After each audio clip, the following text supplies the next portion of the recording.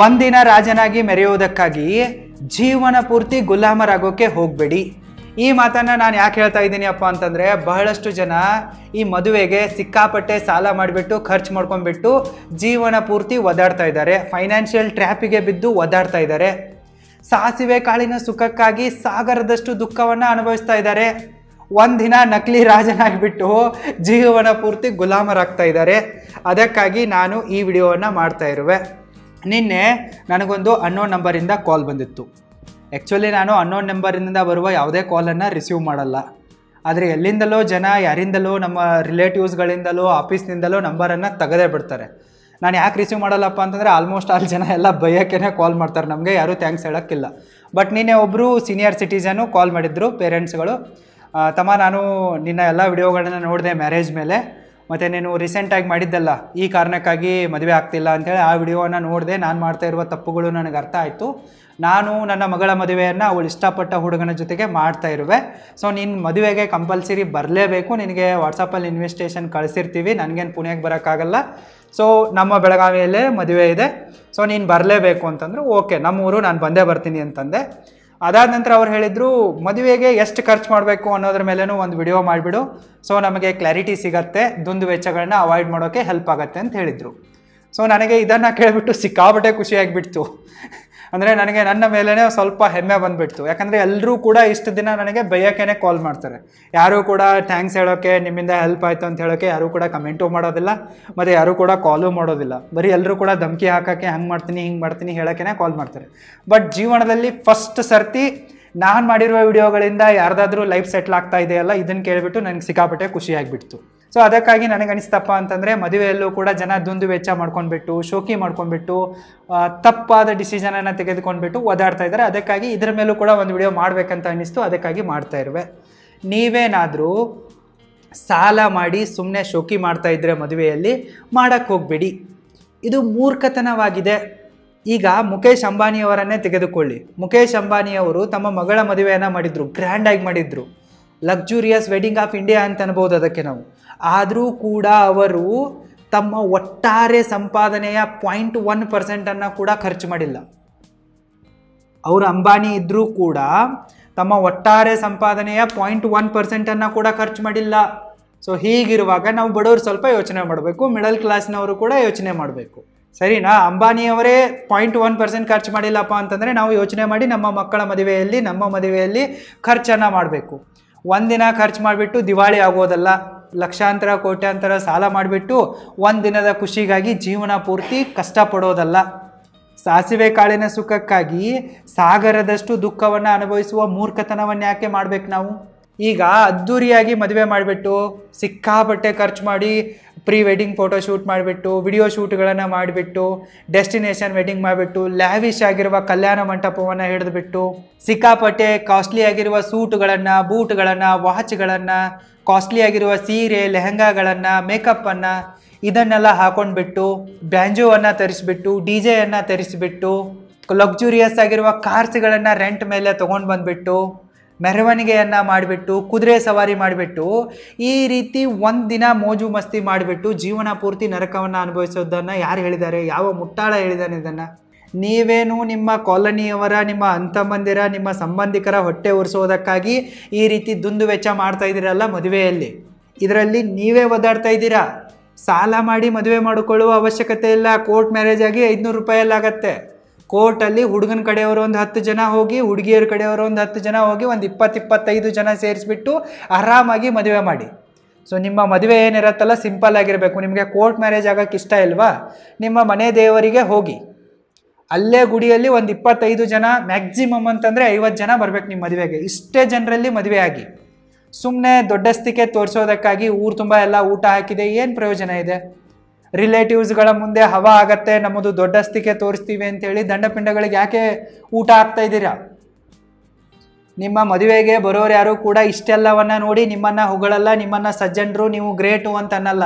ಹರಾಮ್ ಮಕ್ಕಳಿದ್ದಾರೆ, ದರಿದ್ರಗಳಿದ್ದಾರೆ, ಎಲ್ಲಿಂದಲೂ 2 ನಂಬರ್ ದುಡ್ಡನ್ನು ತಂದಿದ್ದಾರೆ, ಅದಕ್ಕಾಗಿ ಎಷ್ಟು ಮಜಾ ಓಡಾಯಿಸ್ತಾ ಇದ್ದಾರೆ ಅಂತೇಳಿ ಹಿಂಗೆ ಬೈತಾರೆ. ಇದನ್ನು ಅರ್ಥ ಮಾಡ್ಕೊಳ್ಳಿ ನೀವು.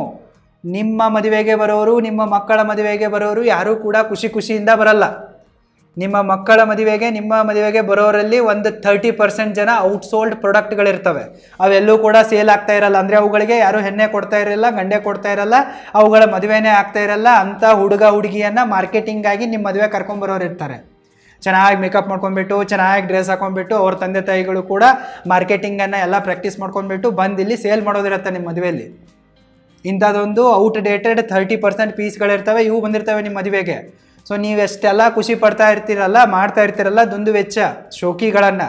ಸೊ ಇದನ್ನು ನೋಡಿ ಅವ್ರು ಖುಷಿ ಪಡಲ್ಲ, ಇದನ್ನು ನೋಡಿ ದುಃಖ ಪಡ್ತಾರೆ. ಇವ್ನು ನೋಡು ಕಮಂಗಿ ಥರ ಇದ್ದಾನೆ, ಇವಳು ನೋಡು ಹಿಂಗಿದ್ದಾಳೆ, ಇವಳು ಮದುವೆ ಆಗ್ತಾಯಿದೆ, ಇಷ್ಟು ಖರ್ಚಾಗ್ತಾ ಇದೆ, ಅದನ್ನು ಮಾಡಿದ್ದಾರೆ ಇದನ್ನು ಮಾಡಿದ್ದಾರೆ ಅಂತೇಳಿ ಹೆಸರು ಇಡ್ತಾ ಇರ್ತಾರೆ, ಹೊಟ್ಟೆ ಹುರ್ಕೊಳ್ತಾ ಇರ್ತಾರೆ. ನಿಮ್ಮ ಅಂಥ ಮಂದಿರು, ನಿಮ್ಮ ರಿಲೇಟಿವ್ಸ್ಗಳಂತೂ ಸೀದಾನೇ ಬೈತಾ ಇರ್ತಾರೆ.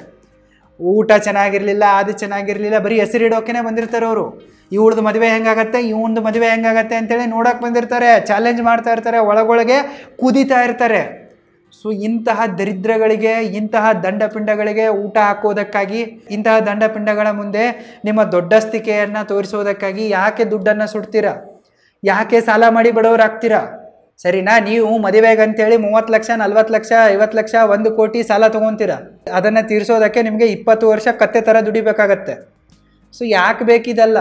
ಸೊ ಒಂದಿನ ನೀವು ರಾಜನ ಥರ ಕುದುರೆ ಮೇಲೆ ಮೆರೆಯೋದಕ್ಕಾಗಿ, ಲಕ್ಸುರಿ ಕಾರಲ್ಲಿ ಕುಳಿತುಕೊಂಡ್ಬಿಟ್ಟು ಊರು ತುಂಬ ಎಲ್ಲ ಮೆರವಣಿಗೆ ಮಾಡೋದಕ್ಕಾಗಿ ನೀವು ಸಾಲ ಮಾಡಿಬಿಟ್ಟು ಇಷ್ಟೆಲ್ಲ ಹಣವನ್ನು ಸುಟ್ಟರೆ ಇದನ್ನು ತೀರಿಸೋದಷ್ಟರಲ್ಲೇ ಮುದುಕರಾಗಿ ಹೋಗ್ಬಿಡ್ತೀರ. ಒಬ್ಬ ಫೈನಾನ್ಷಿಯಲ್ ಅಡ್ವೈಸರ್ ಆಗಿ ನಾನು ನಿಮಗೆ ಹೇಳಬೇಕಪ್ಪ ಅಂತಂದರೆ, ನಿಮ್ಮ ಮದುವೆ ತುಂಬಾ ಸಿಂಪಲ್ ಆಗಿರಬೇಕು.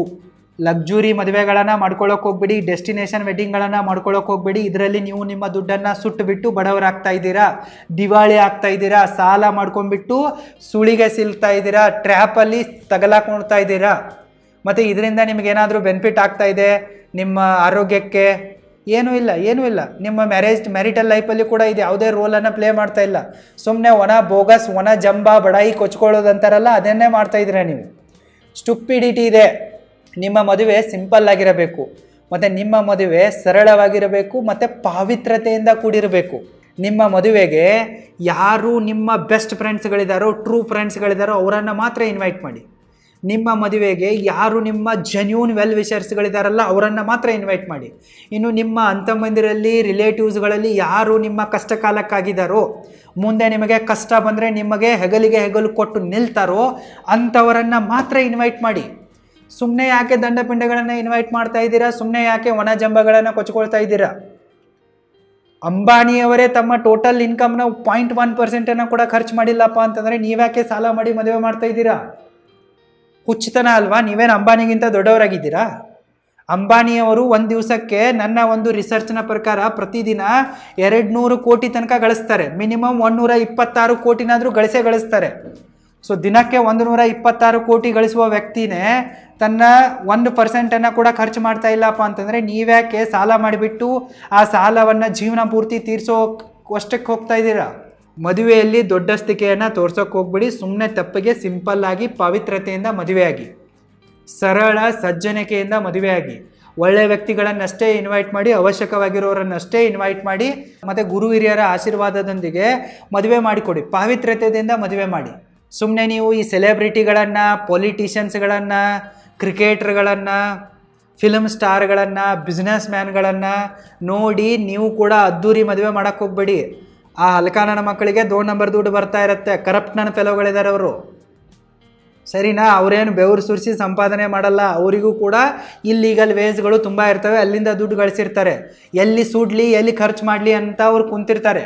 ಸೊ ಅದಕ್ಕಾಗಿ ಅವ್ರು ಮಾಡ್ತಾ ಇರ್ತಾರೆ. ಇನ್ನು ನೀವೇನು ಡೆಸ್ಟಿನೇಷನ್ ವೆಡ್ಡಿಂಗ್ಗಳನ್ನು, ಸೆಲೆಬ್ರಿಟಿಗಳ ವೆಡ್ಡಿಂಗ್ಗಳನ್ನು ನೋಡ್ತಾ ಇರ್ತೀರಲ್ಲ, ಅವೆಲ್ಲವೂ ಕೂಡ ಪುಕ್ಸಟೆ ಆಗ್ತವೆ. ಬಟ್ಟೆ ಅಂಗಡಿಯವರು, ಲೆಹೆಂಗಾದವರು, ಫೋಟೋಗ್ರಾಫರ್ಸ್ಗಳು, ಫಿಲ್ಮ್ ಮೇಕರ್ಸ್ಗಳು, ವೆಡ್ಡಿಂಗ್ ಹಾಲ್ನವರು ಅವರಿಗೆ ಅಲ್ಲಿ ಸ್ಪಾನ್ಸರ್ ಮಾಡಿರ್ತಾರೆ. ಅದಕ್ಕಾಗಿಯೇ ಈ ಎಲ್ಲ ಸೆಲೆಬ್ರಿಟಿಗಳ ಮದುವೆ ಅಷ್ಟೊಂದು ಡಾಮ್ ಡೂಮ್ ಅಂತ ಆಗ್ತಾ ಇವೆ. ಇನ್ನು ಯೂಟ್ಯೂಬರ್ಗಳು ಕೂಡ ಡಾಮ್ ಡೂಮ್ ಅಂತೇಳಿ ಮದುವೆ ಆಗ್ತಾ ಇದ್ದಾರೆ. ಅವಂತೂ ಬೆಗ್ಗರ್ಸ್ಗಳೇ ಇವೆ. ಅವರಿಗೂ ಕೂಡ ಎಲ್ಲ ಸ್ಪಾನ್ಸರ್ಶಿಪ್ಗಳೇ ಬಂದಿರ್ತವೆ. ಅದಕ್ಕಾಗಿ ಅವರು ಆ ಸ್ಪಾನ್ಸರ್ ಮಾಡಿದಿರುವ ಬಿಸ್ನೆಸ್ಗಳನ್ನು ಪ್ರಮೋಟ್ ಮಾಡಿಕೊಳ್ಳೋದಕ್ಕಾಗಿ ಅಷ್ಟು ದೊಡ್ಡ ಮದುವೆ ಆಗ್ತಾ ಇವೆ. ಇವರ ಯೋಗ್ಯತೆ ಇಲ್ಲ ಅಷ್ಟು ಖರ್ಚು ಮಾಡುವಷ್ಟು. ಭ್ರಮೆಯಿಂದ ಹೊರಬನ್ನಿ. Come to the reality. ಇನ್ಫ್ಲೂಯೆನ್ಸರ್ಗಳಿಗೆ ಮತ್ತು ಯೂಟ್ಯೂಬರ್ಗಳಿಗೆ ಆ ಯೋಗ್ಯತೆ ಇಲ್ಲ ಅಷ್ಟು ಅದ್ದೂರಿ ಮದುವೆ ಆಗುವಷ್ಟು. ಅರ್ಥ ಮಾಡ್ಕೊಳ್ಳಿ. ಸುಮ್ಮನೆ ಯಾರ್ಯಾರ ಮುಂದೆನೂ ನಿಮ್ಮ ದೊಡ್ಡಸ್ತಿಕೆಯನ್ನು ತೋರಿಸಿಕೊಳ್ಳುವುದಕ್ಕಾಗಿ, ಯಾರ್ದೋ ಹೊಟ್ಟೆ ಉರಿಸುವುದಕ್ಕಾಗಿ ನಿಮ್ಮ ದುಡ್ಡನ್ನು ಸುಡೋಕೆ ಹೋಗ್ಬೇಡಿ. ಸಾಲ ಮಾಡಿ ಶೋಕಿ ಮಾಡಿಬಿಟ್ಟು ಜೀವನ ಪೂರ್ತಿ ಬಡವರಾಗಿ ಸ್ಟ್ರೆಸ್ ಇರುವ ಲೈಫಲ್ಲಿ ಬಿದ್ದು ಒದ್ದಾಡಕ್ಕೆ ಹೋಗ್ಬೇಡಿ. ನೀವು ಜೀವನ ಪೂರ್ತಿ ಹ್ಯಾಪಿಯಾಗಿರ್ಬೇಕಪ್ಪ ಅಂತಂದರೆ, ಹೆಲ್ದಿಯಾಗಿರ್ಬೇಕಪ್ಪ ಅಂತಂದರೆ, ಸ್ಟ್ರೆಸ್ ಫ್ರೀ ಲೈಫನ್ನು ಎಂಜಾಯ್ ಮಾಡಬೇಕಪ್ಪ ಅಂತಂದರೆ ಸರಳವಾಗಿ ಸಿಂಪಲ್ಲಾಗಿ ಪಾವಿತ್ರ್ಯತೆಯಿಂದ ಒಳ್ಳೆಯ ವ್ಯಕ್ತಿಗಳೊಂದಿಗೆ ಮದುವೆಯಾಗಿ ಮತ್ತು ಆರಾಮಾಗಿದ್ದುಬಿಡಿ. ಒಬ್ಬ ವೆಲ್ ವಿಷರ್ ಆಗಿ ನಾನು ಇದನ್ನು ಇಷ್ಟೇ ಹೇಳಬಲ್ಲೆ. ಇನ್ನು ನಿಮ್ಮ ಲೈಫು ನಿಮ್ಮ ಇಷ್ಟ, ನಿಮ್ಮ ಕಥೆಯನ್ನು ನಿಮಗೆ ಇಷ್ಟ ಬಂದಂಗೆ ಹೊಡ್ಕೊಳ್ಳಿ, ನಂದೇನು. ನೀವಂತೂ ಈಗ ಬ್ಯೂಟಿ ಪ್ರಾಪರ್ಟಿಗಳನ್ನು ನೋಡಿ ಮದುವೆ ಮಾಡಿಬಿಟ್ಟು ನಿಮ್ಮ ಮಗಳನ್ನು ಮಾರಾಟನೇ ಮಾಡ್ತಾ ಇದ್ದೀರಾ, ನಿಮ್ಮ ಮಗನನ್ನು ಕೂಡ ಅಲ್ಲಿ ಕೊಡ್ತಾ ಇದ್ದೀರಾ ಲೀಸ್ ಮೇಲೇ. ಕೇಳೋಕ್ಕೆ ಕೆಟ್ಟದ ಅನಿಸುತ್ತೆ, ಬಟ್ ಇದೇ ರಿಯಾಲಿಟಿ ಇದೆ. ನೀವು ನಿಮ್ಮ ಮಕ್ಕಳ ಮದುವೆ ಮಾಡ್ತಾ ಇಲ್ಲ, ನಿಮ್ಮ ಮಕ್ಕಳ ಮಾರಾಟ ಮಾಡ್ತಾ ಇದ್ದೀರಾ ಅಂದಂಗೆ ಈ ರೀತಿ ಮಾಡಿಬಿಟ್ಟು. ಸೊ ಅದಕ್ಕಾಗಿ ಸ್ವಲ್ಪ ಅರ್ಥ ಮಾಡ್ಕೊಳ್ಳಿ ಮತ್ತು ಸರಿಯಾಗಿರಿ. All the very best. Thank you so much.